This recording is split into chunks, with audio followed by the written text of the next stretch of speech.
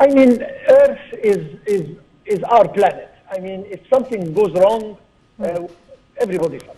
Yeah. So it's not a matter of who is responsible, who did what, and the idea is to agree on a vision that helps save our continent from really detrimental effects.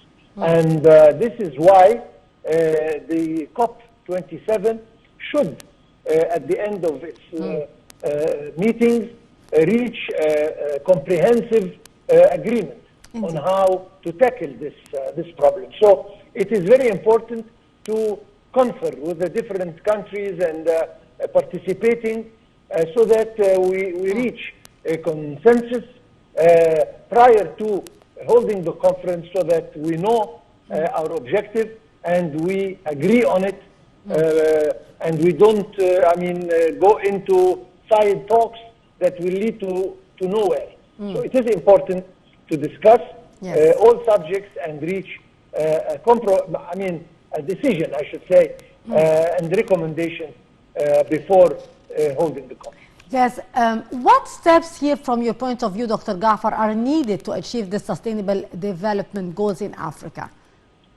First of all, to convince the countries that are responsible to try and reduce their emissions, try to slow down on the causes from one side, to help the African continent and the African countries with the technology, with financing, with whatever means, so that they can resist these climate changes and not face a lot of really detrimental effects.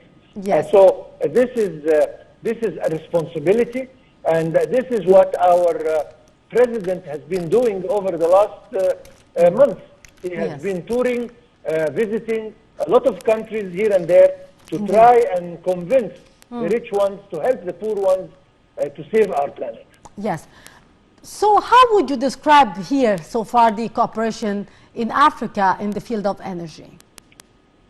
So far, we should have been rather more advanced on this. But again, given the COVID-19 crisis, and then again the problems with the war between Ukraine and Russia, these are all international crises that hindered the steps that should have been taken some time ago. But we are trying, as far as Egypt is concerned, trying whether in our own capacity to help with know-how, with money if needs be, and to convince, as I said, the rich countries and the advanced and technologically advanced countries to help bear their responsibility.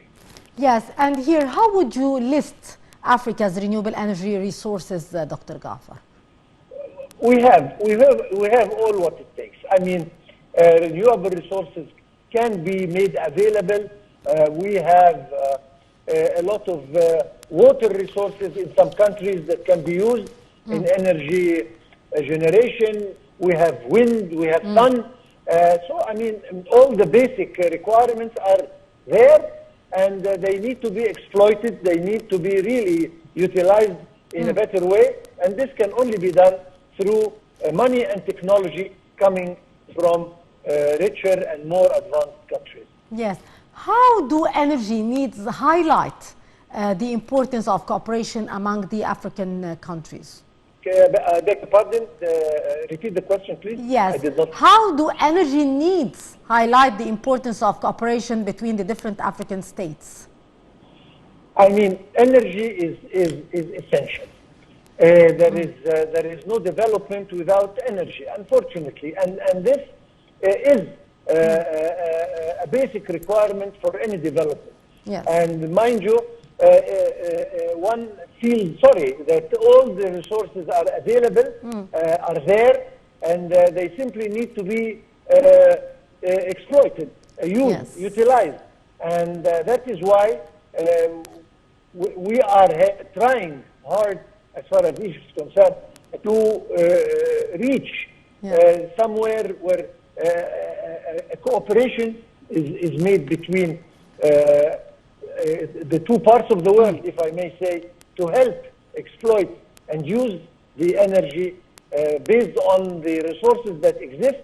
And mind you, they don't need sophisticated technology or a lot of financing. They need understanding and simply feeling the need of poorer countries. Indeed. Dr. Raouf Gaafar, our political analyst, always a pleasure to listen to your precious input, sir. Thank you very much for being our guest for today. And with that,